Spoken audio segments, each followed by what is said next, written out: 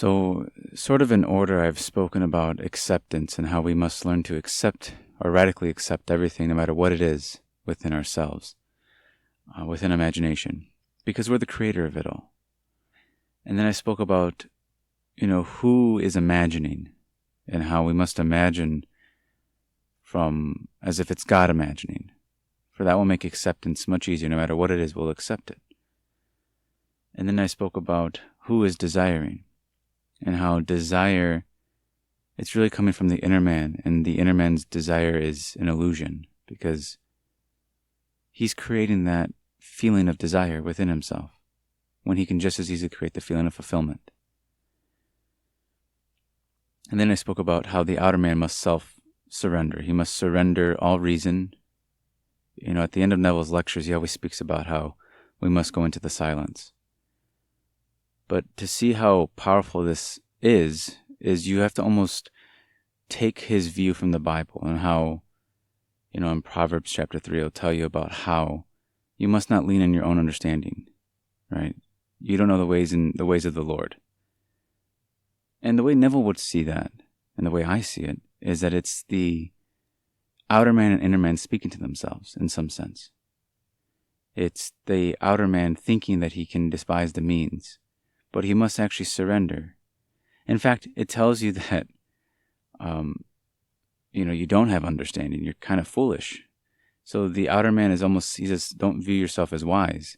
See, I view that as the outer man having to surrender and admit that he's not wise enough to figure it out. He's not sure enough. So he has to live by faith when it comes to the inner man. And seeing this relationship between the inner man and the outer man, this is what stories about. These stories are about, and even our lives are about this. It makes sense that how important it becomes to realize and take back our own power inside our own minds. Because I don't see how you can live a life you truly want if you're not choosing the thoughts you want. For it starts there. And to hit all these points home, what I want to also stress in this video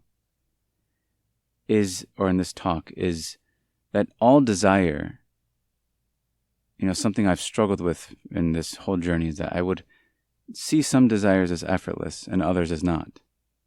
I'd see some desires as greater than others.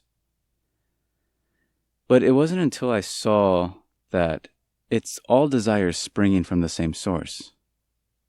The good and the bad come from one source. It's imagination. You can, the idea is that imagination is like an instrument. It's like a piano that you learn to play. And there are high notes and low notes. And these are experiences in life. So if we can learn to realize that all desires springing from the same instrument, the same source, then, and what Neville, the power of Neville is that he tells us that we're the operant power inside this source, that we're the ones who get to pick and choose the things we desire in imagination, then living in desire starts to not make sense. Neville said that if you're desiring, stop it right now and feel the fulfillment of having your desire. So we change our feelings from, it's not about the words. Just the words are descriptions to describe the feelings I'm trying to say, which is the feeling of desire is, in a sentence, it would be like, I want. And the feeling of fulfillment is, I have. So we must learn to practice feeling I haves, or not as an affirmation, but as an acceptance of I have, I am. Because if you try to take desire and place it anywhere other than the present, you can't fulfill it. If you feel a future tense inside your desire, or a past tense like you lost it, then you're not fulfilling that desire, because you can't fulfill the desire in the past or the future. So you must drop these two. And it's wonderful when you drop both of them, you realize that the past doesn't define you, and the future, you don't have to have those worries of the future. So the mind becomes calmer, and the outer man becomes more silent. And the point I'm trying to get across with Neville saying, let's go into the silence, is that the outer man must learn to become silent. He's not wise enough. He doesn't know. For man, this outer man needs a reason, yet the man in imagination doesn't need a reason as to why he wants to choose to feel something, or choose to think something, or choose to create something. There's no reason necessary. There's no condition necessary. That's still a reason.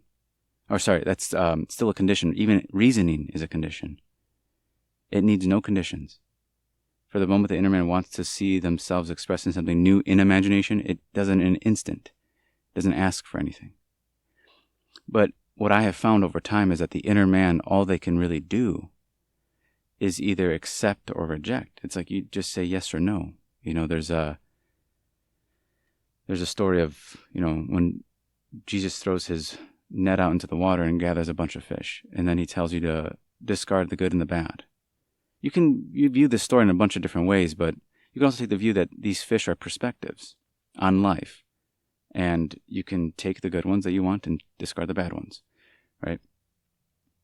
Or they're thoughts.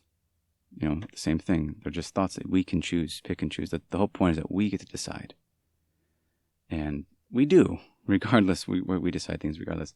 I'm just saying that maybe we should come at it from a standpoint of not taking the external as fact and changing it to saying, I'm going to accept within me this is fact, and see if it develops in my world. And if it does, then I found a cause. And what Neville would say is that you're the cause. You found yourself. You've been looking for yourself in some sense. So we have to learn to play this instrument. There's an instrument called imagination, and we practice it with acceptance. But it makes acceptance much easier when we can see that all desires spring from the same source. So all fulfillment and all desire springs from there. And we get to choose the state we want to be in, whether it's a desiring state or a fulfilled state. It comes down to us. One's not really better than the other. It's just because it's coming from the same source. It's just different. It's just a different path. So it's a different path just inside of imagination. So as Neville would say, stop desiring. So we learn to live in fulfillment inside imagination. We don't allow ourselves to feel desire. Not as a bad thing, it's just not to resist desire, but to fulfill it. So I don't think there's anything wrong personally with having a desire. I think it's to remain there is to remain as the external limited man, and to not realize that you're the inner self. Because you have the power to desire and the power to, or, fulfill, or as Neville would say, you have the power of sin and the power of forgiveness. That's the terms he would use. So I use more acceptance and rejection, or we have the ability to save ourselves from our own desires, that we don't need an external source. There's no conditions I need placed upon me, no organ perception, nothing needs to be placed upon my desire.